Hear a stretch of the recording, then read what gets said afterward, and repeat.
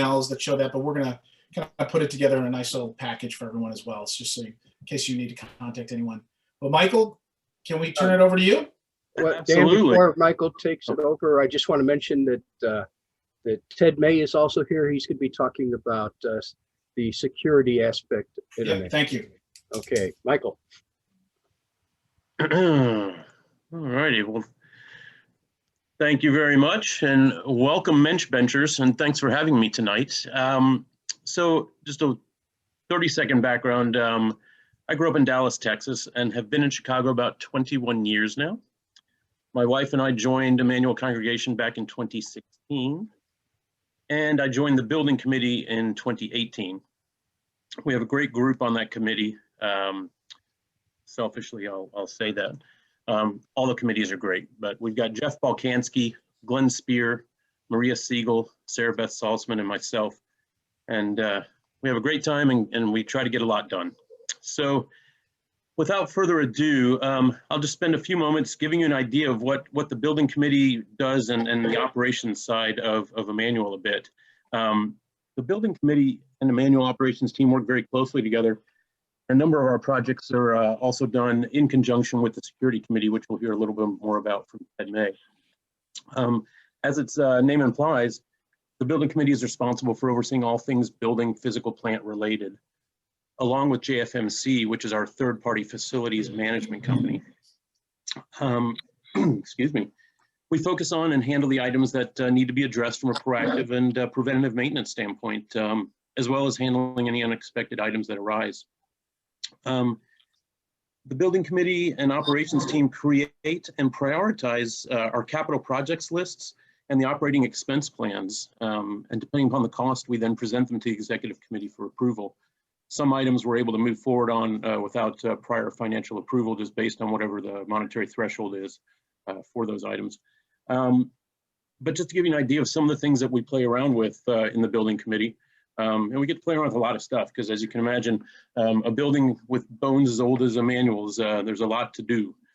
But back in 2019, we resurfaced the front third of the parking lot and installed the sidewalk along that northern wall of the building, and we redid the plaza area in that same project. Then in 2020, we repaired and replaced some of the southwest side exterior plumbing. In spring of this year, we will replace the oldest part of the roof, which is above the second floor classroom, or classrooms, I should say. We have various electrical issues in the building that have been taken care of last year, as well as some more that we'll do probably this year. We have various items that need a mechanical lift that JFMC provides us to fix, repair, or replace. If for those of you that recall being in the building, we have some tall ceilings. A ladder doesn't get up to those light bulbs, so we have to bring a lift in, or if there's a paint that needs to be done on the ceiling, or if we have to take the clouds down from the sanctuary, we bring the lift in and that work gets done via that mechanism. The timing to be determined, but we will need to repair and reinforce the east side of the parking lot along the retaining wall. For those of you that recall being at the building, it's probably been almost a year now since any of you have probably been there in that back part, but it needs a little work, so that's on our list. But something else I'll mention that we do that many people may not be aware of, but this committee manages any grants that are related to the physical plant of the building.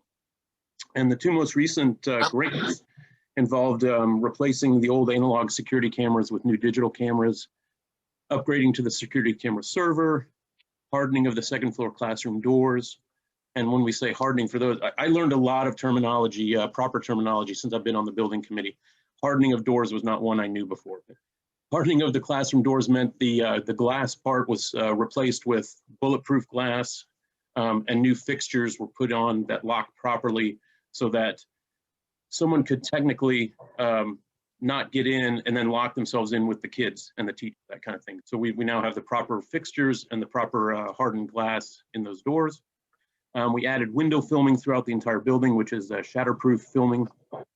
We replaced the Thorndale doors, which is the double sets of doors at the southwest corner of the building. And we replaced all of the windows in the Michigan hallway, which is adjacent to the Thorndale doors.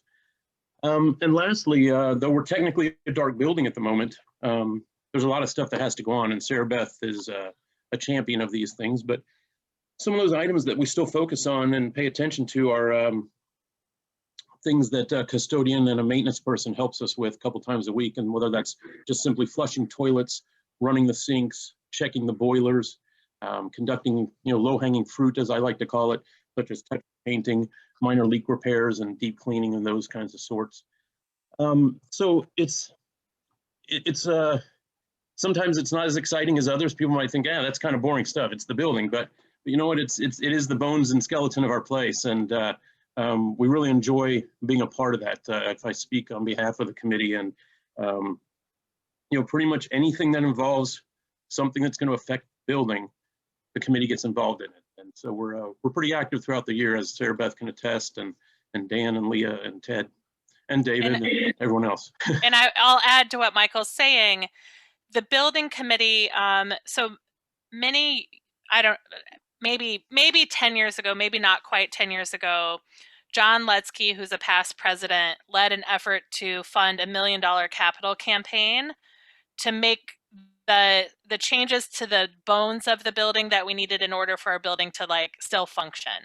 So the building committee have been the stewards of that fund over the last decade, doing the sexy work of replacing the boiler, so all this work that Michael's talking about has been with this capital budget that was raised and towards, trying to make a building that doesn't, if you were going to build a synagogue today, would you build our building?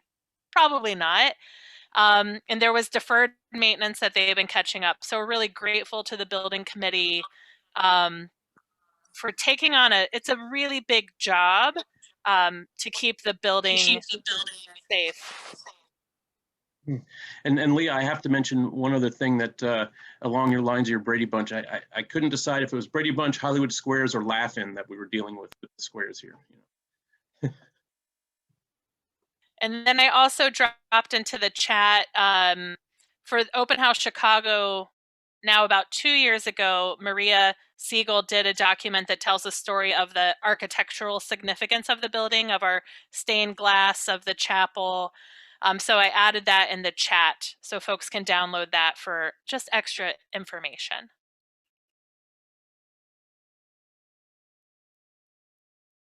Dan, you're on mute. Okay, Michael, thank you very much. Very much appreciated. It's amazing work that the building committee does, and thanks for your report. My pleasure. Happy to be of assistance. And once you get once you get the communication information, emails, etc., anyone that has any questions, feel free to reach out. We are always looking to add smiling faces to the building committee, or if you just simply have questions, happy to answer. So thank you for having me. You bet. Ted May, good to see you, my friend. Good to see you, Dan. It's been a while. My name is Ted May. My family and I have been members of the synagogue for about 15 years or so. I've formerly been on the board, the executive committee. I've chaired the security committee. I'm no longer the chair. I'm on the security committee. Jim Price is the chair. I've chaired the building committee. I'm no longer on that. I turned that over to professionals who know what they're doing. Thank you, Michael, and the rest of the building committee. And I've been on the Blue House committee. So the security committee obviously coordinates the security concerns of the synagogue. We work with Sarah Beth and others to coordinate with our head of security, a police detective, a Chicago police detective named David Brandt, who has a great deal of experience in protecting synagogues. Yep. He's worked at a number of synagogues. And all of our security personnel are either retired or off-duty Chicago police officers. And on the committee is Jim Price, as I mentioned. He's the chair. Jessica Katz, who's former director at the synagogue, and now a congregant, and a few other people. We have worked to put together emergency plans and procedures, which are occasionally being revised, and have actually served as a model for other synagogues. We've coordinated with JUF They occasionally come and perform security audits for us at no charge. We have worked with the building committee on various grants. Those grants that Michael referred to come from Homeland Security and JUF and are security related.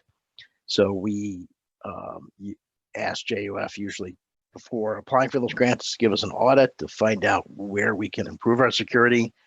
And that led us to funding the internal and external cameras and lighting that we have. It led to, as Michael said, hardening the doors.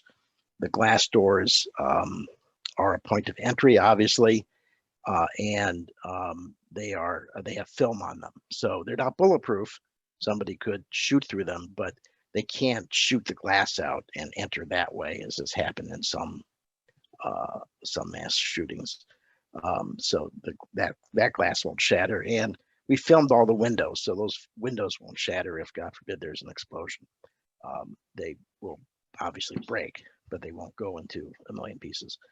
So we work with the building committee on applying for those grants, and I'm very thankful to Michael, as I mentioned, every time I see him, for helping to make sure we comply with federal regulations and reporting our spending of the money, so that people that apply for the grants, like myself, don't have to call Edward and get ourselves out of going to prison.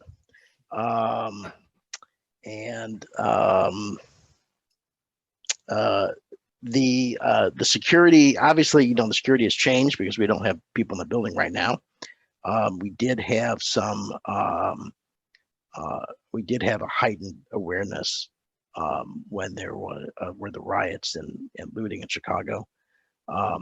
When there are people in the building, if there are services going on, or a religious or Hebrew school, we always have at least 2 police officers, retired or off duty, to act as security. And because they're fairly visible, they cannot wear uniforms while they're doing side jobs, as they call them. But they're pretty obvious who they are, so they act as a deterrent as well as a responsive force if anyone meant to do us harm.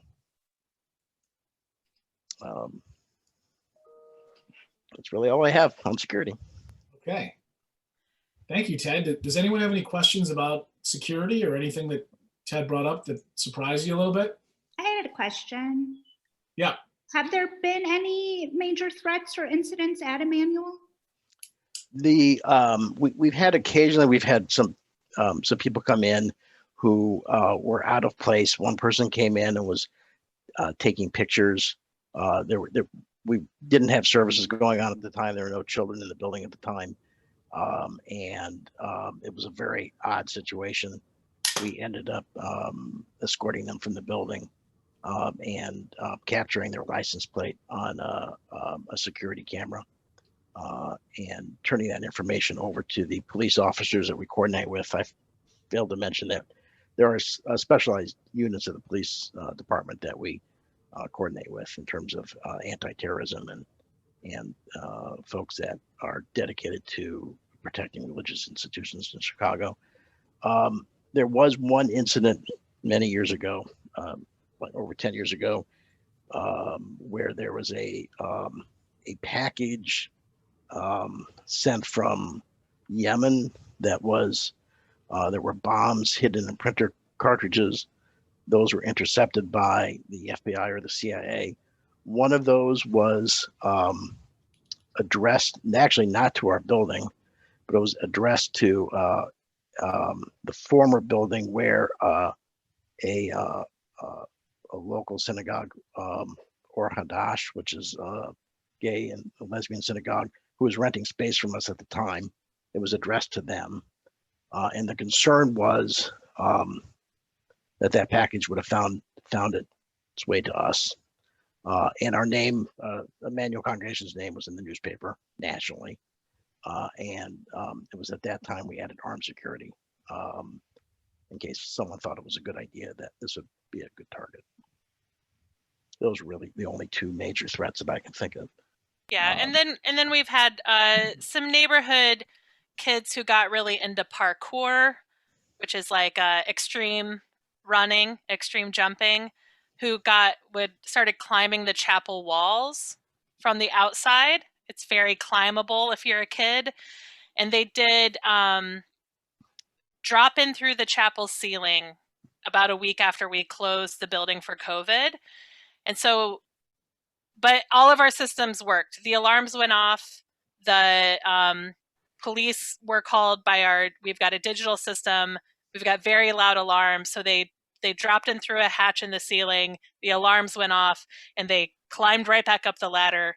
And then we made sure all the hatches on the roof were locked.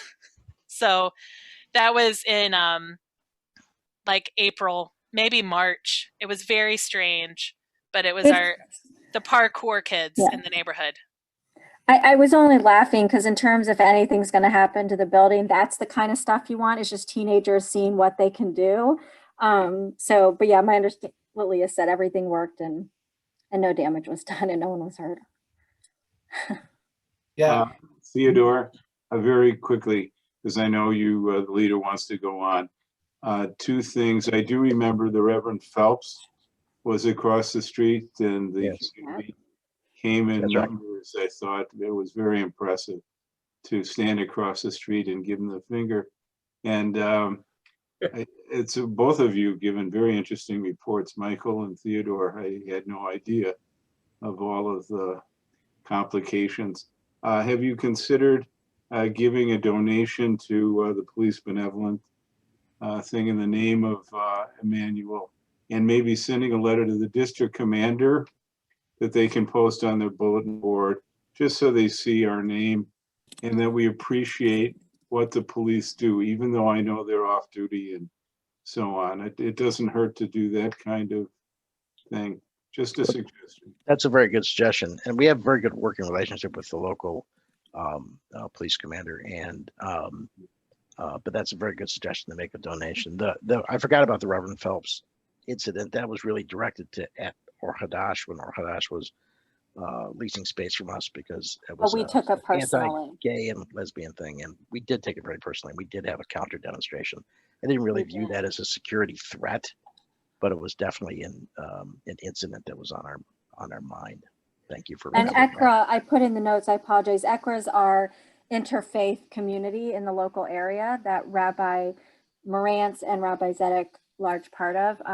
And so Zedek said, we're absolutely not being quiet. We're going out there. And we were out there 10 times the size of them. It's pretty cool. I've called, just to say, I've called the police at least once and watched for in the summer, the kids in the back by the water, by the park, in your parking area, because they're all wearing the same shirt. And I decided that was some sort of gang thing. So the guys came and did come and clear them out of there. So yeah, regardless whether it's gangs, we do have occasional activity there from the beach, kids hanging out and what have you. Again, that's not really a security threat, but it is something that we discourage. And the police are aware of that propensity, especially during the summer, and routinely come by our building and take a look for that. Yeah, and a couple of years ago, I mean, one of the interesting pieces of security besides of what we're all talking about right now is that it's a pretty big budget item for Emanuel.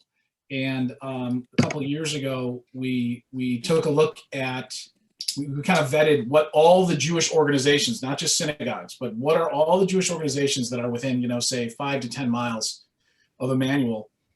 We really kind of did a spreadsheet, like what sort of security do they have? What are they doing over on Tui? Oh, I forget the name of that place. What are they doing at On Shemet? What are they doing in Evanston? What does the JUF do at their headquarters? And we took an analysis of all that. And also we were working very closely with JUF because JUF has a pretty sophisticated security process and offers that to the Jewish community as a resource. And it was, our hope honestly was to have a lower cost item. But at the end of the day, we decided that the security protocols that we have in place were appropriate. And that's what we've stuck with. It's a very sensitive issue, though, I'll say, on in many ways, just from the standpoint, again, of budget and then trying to make sure that everyone feels safe and secure. One thing that I did learn in talking with the fellow who he was with JOF, he was a former FBI agent. And I just asked him, I said, because we thank goodness we haven't had any incidents. I just said, do people know that we have armed undercover policemen? Because we see them, but like, I don't know that you'd see them from the outside. And his response was, if somebody wanted to get in here, they would know that we have armed people and would probably choose a softer target, was sort of the way they put it. And that was a big selling point for me, that the people who want to do damage, they don't just randomly walk into places. There's research done and they're trying to figure out where to go. So just another point of information on the crazy world that we live in. Yeah, unfortunately, the places that have had tragedies, this is no criticism of their decisions, but they didn't have armed security. Yeah. And one of the reasons that our security cost is so high is that we have made a decision to have 2 off-duty officers. Yeah. The reason being that it is possible to surprise one, and unfortunately that police officer could be wounded or killed defending us and taken by surprise. It'd be very difficult for someone to surprise 2 of them. So Yeah. we're kind of working on the Israeli adage that 1 is none and 2 is 1. So it's an expensive proposition, but it's there are lives at stake, and those lives are our children's lives. So David. I just want to mention that we also take proactive steps as well. Like, for instance, in January, during the protest time, when there was a lot of tension in the air, we actually moved the Torahs out of the synagogue to protect them. Right. we did. Yeah, we moved some Torahs and other important artifacts out of the synagogue in case someone broke in.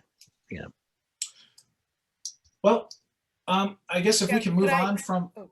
was there anything else on security? Any other questions? Where'd I go? Hi, Joy Getzenberg here. Hi, Joy. Yeah, just, and this isn't really, this isn't really a concern to anything that was just said, but Dan, when you were talking about the balance, another part of the balance is the idea of a synagogue being an open place, being a welcoming place. Yeah.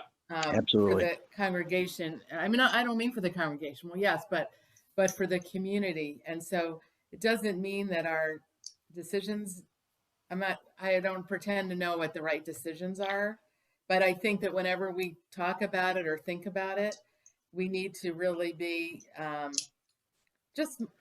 think we all just want to keep mindful, and I'm not saying that you're not, of that, because there is something profoundly awful and sad that we need this. And I can see where there might be, an effort to, if anything, to go more than less. But I just think it's good to keep it in mind. And I'm not saying you don't. Let me say it another way. I think it's good to verbalize it. So I'm glad you brought that up. What we want a synagogue to feel like. And we Sure, don't I'm glad you brought that up. like, Yeah, that's a very important point. In fact, we spend a great deal of time talking to our officers about the fact that these our doors are literally open to the public, and anybody, whether they're a member of the synagogue or not, can come in and join in our services.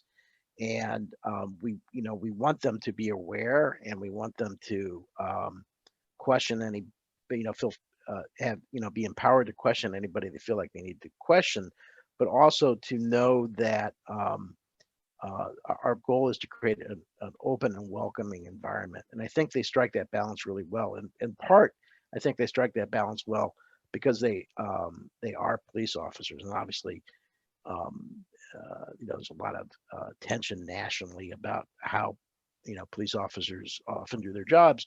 But I think the ones that we have selected with the help of Dave and his predecessors are officers who are have a great deal of situational awareness and can recognize who is a threat and who is just coming to services and maybe somebody they don't know.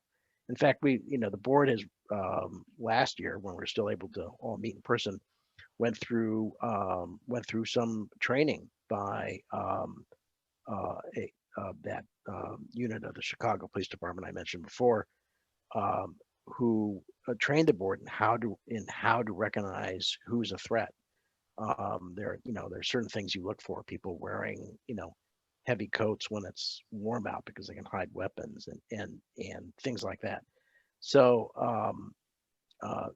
these officers, I think, are very aware of the fact that we need to have a welcoming environment and keep their eyes out, not just for strangers, but for strangers who look like they might be problematic. Yeah, and I'll add, let me add to this, which is that, Simona made a comment, and there's like a little a conversation also in the chat, that it's true that there are lots of people of color who don't feel comfortable in a building if there's armed security or an off-duty police officer. And as we're a diverse and urban synagogue that is not a traditionally Ashkenazi synagogue, like we're a really diverse congregation. And we are wrestling with, how do you take the threats of anti-Semitism seriously, and also how do you make a welcoming environment, and how do you do so know that like we are trying to have those conversations on a bigger level, and we're still like learning what to do, because we are, like it is, we don't have much time left tonight, but it is a big conversation that we're wrestling with, and that our security committee's wrestling with. And we've had members bring up to us, especially while we're closed and we have the opportunity to really think through, like, what does a welcoming building look like, and a welcoming community, how does a welcoming community function, taking into account some of those security measures. So it's complicated, and we're trying to at least like advance our awareness. Like, we're trying to do better. And I will say that, like, the current group of officers we're working with are certainly more sensitive than officers we've had in the past. I would like to also point out that it's not just officers at the door. When we're open again for services in person, we had members of the board lined up to be greeters, right? Every member of the board would take a spot to be a greeter, including myself and maybe some other former members of the board. So we have civilians who are there not for the purposes of assessing security, but for the purposes of greeting people. And if there were a tension between, whether or not people felt welcome and the actions of our police officers, I would expect that our greeters would be able to manage that situation. And they're there to greet people. Ted, one of the things I think that you mentioned when we were together on the building committee, and a conscious decision was that, and it's certainly, again, when we're in person, but the uniform, you spoke about not being in uniform, and kind of touching on a little bit on what Joyce said. They dress the part. So at the high holidays, they're in sport coat and a tie. So they're looking like congregants at that point. And when we're not in services or high holidays, they're dressing the part of looking like someone who works in the office at Emanuel during non-activity days, if you will. And so I think there's something about that they're not in uniform, so it's not just this striking presence that way. And I think that was a conscious decision that, Ted, that you mentioned was put out there a few years ago. So, folks, Right. I'd like to just pivot this conversation Michael. because we have a couple minutes left, and just give you a little sense of some of the other nuts and bolts of Emanuel, and that's how our leadership gets together and goes over everything. Really, we have 2 meetings a month. We have a board meeting, which is typically the last Wednesday of every month. So if you were considering joining the board, that's something that would be asked of you, is that you would be attending the meetings. And there used to be a time where we'd go to Emanuel and do that. Now we do everything, via Zoom. And then there is a subset of the board, which is called the executive committee. And those are the officers of the board. And they are meeting a second time during the month. Typically, it's on the first Wednesday of the month. And the way Emanuel, whoop, am I still on? Hello. The way, there we go. You're still on. Screen sharing I thought this slide might be helpful. Okay. Yeah, good point on the time frame there. It's 2 to 3 hours are typically how long these meetings last. I think when I was president, and since Leah's been president, we've been trying to really get closer to that 2 hour time frame. Sometimes that can be a challenge. Let's see. And yes, the part of the executive committee responsibilities, there's vice presidents, and they're basically charged with overseeing all the committees. So everyone kind of has a portfolio, and they're, so that they can check in with the committees, and the committees can check in with them and make sure that the board is getting reports. It also mentions here that it was just mentioned that the board will help with greeting at events, typically around Shabbat and high holidays, and then also helping make calls for fundraising and calls where, you might have, if you haven't been a member for too long, during high holidays, we always make a call to every member just to say Lashana Tova. So that is that piece of this. I'm rushing this a lot because I want to meet the time frame. Does anyone have any questions about the board or the executive committee? What we do? Does anyone have any questions about that? I can just speak to it real quickly. Sure. So this is the current board structure, which, as you can see, we've got 8 officers, up to 24 board members at large who serve 2-year terms, the presidents of affiliate groups, so the president of Isha is the president of Men of Emanuel. So affiliate groups that are in official standing, their presidents are on the board, past presidents are on the board, and then the president can have up to 3 appointees that serve a 1-year term with them. So when you look at what it looks like, this is our current board and what we know about next year's board. I haven't put in names of officers. We haven't done nominating. We know that David has agreed, if asked, to serve as president, and I have agreed to no longer serve as president. Typically, our presidents serve 2 years. Some people have it in them to serve 3. I was a freelancer for most of my time as president, and I just got a full-time job, and so I need to put my time there. But one of the things we're looking at is this year we had 11 unfilled trustee seats. As we go into next year, we have up to 18 open trustee positions. So we anticipate at the board meeting in May putting forward an amendment to our bylaws to make the size of the board. For example, there are boards where it's every 36 families has a board member, which would bring we would have our officers, and then we might have like a 7 or 8 person board. And then as our census changes, the size of our board changes.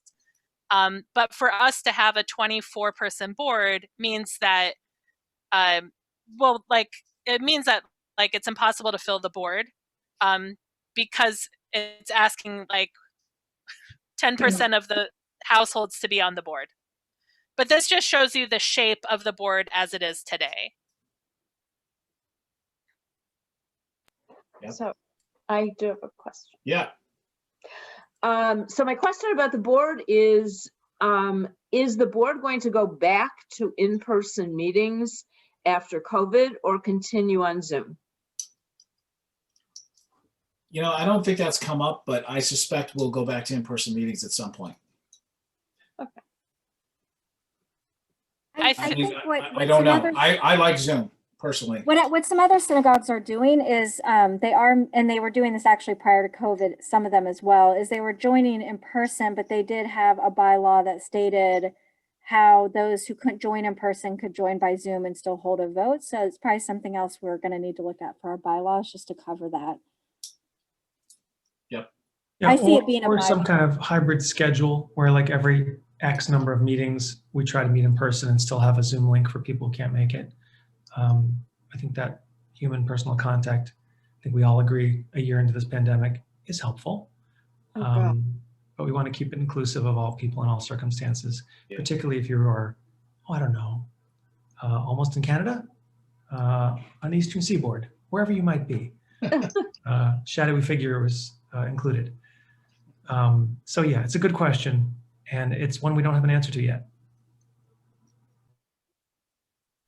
Right. It has certainly improved attendance because as people have needed, you can be where you need to be and still attend the meeting. That's been really nice. I think David's right. A hybrid schedule would, I think, really benefit us. Well, it is the 1 hour mark here. I don't know if anyone has any good and welfare, but we're going to do this again next week, right? Are we on again next week, David? Yes, we are. We're on next week. We're going to do this for 3 more weeks, and just keep taking you behind the curtain and answering your questions. And the hope is that you're going to come out of this a much more educated and enlightened member. And also the hope is that you might consider joining a committee or maybe even consider joining the board if you haven't already. But if you don't, that's okay too. We just want this to be part of your journey. So you can understand the manual as best you can. So thank you very much for participating tonight, and we'll see you next week. It's been good Nice meeting you all. all. Thank you. Been nice Thank seeing you, y'all. future Bye, presidents everyone. on screen. So much. Bye. Have a good night. Thank you Bye, all. everyone. Good night. Bye. Good night.